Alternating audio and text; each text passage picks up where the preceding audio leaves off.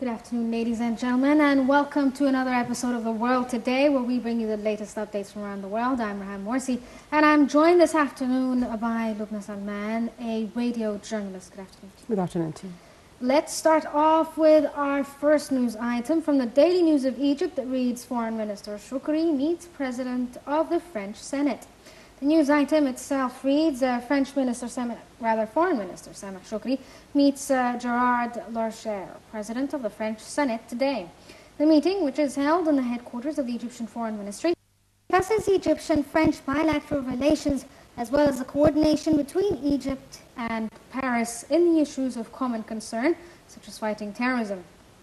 They also discuss the situation in Libya and Syria as well. How do you see the Egyptian-French relations in recent years? There have been economic of course, not just economy. It's also military-wise, yes. As we see the two ministers that arrived from France. So we're having good ties and good relations with the French people, with the French state, and also there have been some visits, exchange of visits between President Sisi and President Hollande. And he was here at the inauguration of the new Suez Canal. So I guess it's very good. They discuss, obviously, the top news right now is Syria and Libya. Of course. And France has quite a hand in Libya at this very moment. What do you think that this discussion came to? I mean, are they looking for military solutions, for instance, or do you think they're looking for more of a political solution for the situations there? Well, I guess political would be better, not military, because military is always some losses, loss of lives and loss of targets. So I guess that words political would be better. And as we know that also the France and Egypt are cooperating against terrorism and against the terrorist groups. So they are doing doing fine with this issue. Okay, let's move on to the next news item that we have from Egypt Independent that reads, Egypt-Jordan joint military exercises launch in Raqqa. The news item itself reads, Egyptian land and naval forces have arrived in Jordan for an Egyptian-Jordanian joint training today. The exercises, known as Raqqa 2016, will take place in the south of Jordan with the participation of elements of modern battle arms. The joint training will continue until the 25th of the month. The training includes theory lectures to teach and study the situation in order to unify the concepts and skills to combat various regional hostilities. How do you see these exercises? Are they related to what's happening, for instance, in Iraq and in Syria? Because Jordan is very close to them. Yes. Not necessarily for Iraq and Syria, but I mean that those exercises are very good for both parties because they exercise on new techniques, on new methods, on new military weapons, military equipment. So it's good for any situation, any emergency. So they're ready. They have to be ready. Yes. Do you think there was talk in the past about a joint Arab force, kind of like the African Union's force? Yes. Do you think this is something that's still possible, or is it something that is not going to happen anywhere in the near future? Well, I hope they happen because this was tackled in the previous Arab summit. Yes, that's back in 2015 in Sharm el-Sheikh, where they were discussing forming a unified Arab military force. But still not there. So I hope that it will lead to something. But till now, no, it's not possible, I guess. Why is it important for Egypt to have military exercises with a country like Jordan? Not just Jordan, because we have ties with all countries, and not just Jordan. Jordan, we have good ties with Jordan, political ties and diplomatic ties. So it's, we always will have exercises with Saudi Arabia, with Jordan, with France, with Russia, many countries. We have exercises as well. Okay, let's move to the next item that we have from the World Bulletin that reads, Palestinian President can revoke parliamentary immunity of opponents. The Palestinian Constitutional Court, a body set up months ago by President Mahmoud Abbas, ruled that he can revoke the parliamentary immunity of lawmakers, a move that effectively allows him to sideline rivals. The verdict upheld his decree from 2012 when he lifted the immunity of a major rival, Mohammed Dahlan, and expelled him from Fatah. The Gaza-born Dahlan is seen as a potential successor to Abbas, who's 81. He now lives in self-imposed exile in Abu Dhabi, as he would face corruption charges if he returned to the Palestinian territories. I mean, Mahmoud Abbas is going through a power struggle at this point, but he's 81. Yes. At some point, he's going to have to find a successor for him. Yes, of course. Why this move? Why is it important for him to have the ability to get rid of rivals? Well, I don't know about this because, well, actually, as we see now, the Palestinian cause is still unsolved. And we're having talks here and there, especially, well, Cairo always sponsors those talks. And I don't know, well, the factions are not unified. They don't have a unified situation. I don't know about this. So, but even if he is able to get rid of his rivals within Fatah itself, it doesn't really solve the West Bank Gaza crisis, where Hamas is governing its own side of Palestine, and Abbas is, governing the West Bank. Yes, and as we see that even when the UNESCO said that, well, Al-Aqsa Mosque is part of the heritage, Muslim heritage, we still see some, well, attacks against, well, they are by the settlers there, and they are, they are guarded by the police there, and they go and do whatever they want in the Aqsa Mosque. So still, I don't know, they're still not, they don't have a strong front, yes, there. It's very deplorable. Yeah. Do you think there is a chance at some time in the near future for the Palestinians to have some sort of unified front, as that was during the former president? Well, they should, because, well, they have to free the country. They have to sit and find a solution for the cause. It's still unsolved. We've been for decades now, and still we don't reach a solution. We sit there and we have talks, negotiations, and it's still unsolved. So they have to find a solution out. Okay, let's move to the next item that we have from the Daily Star of Lebanon that reads, Kurds announce start of campaign to retake Raqqa. The news item itself reads, the US-backed Kurdish-led Syrian forces have announced the start of a campaign to retake Daesh Group's de facto capital of Raqqa from the extremist group. The announcement by the Syrian Democratic Force was made Sunday at a press conference in Ain Naisa, north of Raqqa. It comes more than 2 weeks after US-backed Iraqi forces began a campaign to clear Daesh militants from their stronghold in Mosul, Iraq. We can see that at this point they're trying to somehow encircle Daesh and strangle them, I suppose, within their stronghold. In Syria and in Iraq, yes. But also, what's obvious right now is that the Kurdish forces are the most powerful or the most effective forces at this point.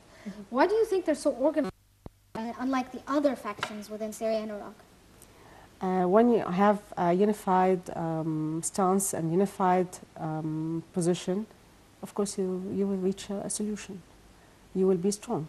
They know how to unify the fronts, they know how to unify the lines, they know how to stand together, so they are strong. Do you think this has consequences within Syria? I mean, if they are able to capture Raqqa again, does this mean, because this has been something that the Kurds have wanted for a very long time, does this mean that they're going to somehow create their own state for themselves? Like, well, that's what I feel, because this means that will be division. Because when you have, going to divide into small states, so the smaller you get, the weaker you get. So that's what I fear, that they would be divided eventually. So you don't see that Syria will end up being unified, but rather divided into smaller states? I hope they would do this, because, the plan has been that, those states, in Iraq and in Syria, to be divided. That's what the enemies wanted. So I hope that they would not give the chance to the enemy to do this. How do you see the political solution there? I mean, is there, somehow a solution for this? Are they moving forward? Well, what I see now from the news that, they are freeing some places from Daesh. Yes. So I hope that this will continue. Okay. Because this will end chaos, at least.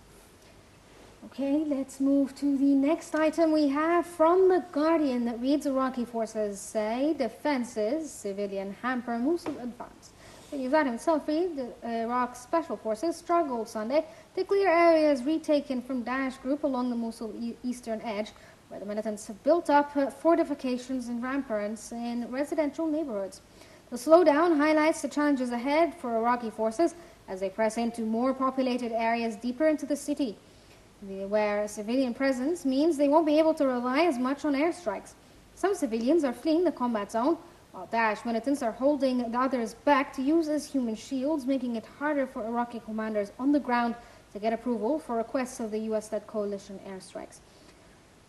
At some point before the operation took place, the U.S. military intelligence under U.S. military command had said that the operation would take months. Yes. But it seems that the Iraqi forces are retaking Mosul in a sweeping form. It's been about 2 weeks and they've made quite good strides. Is this not a bit fishy?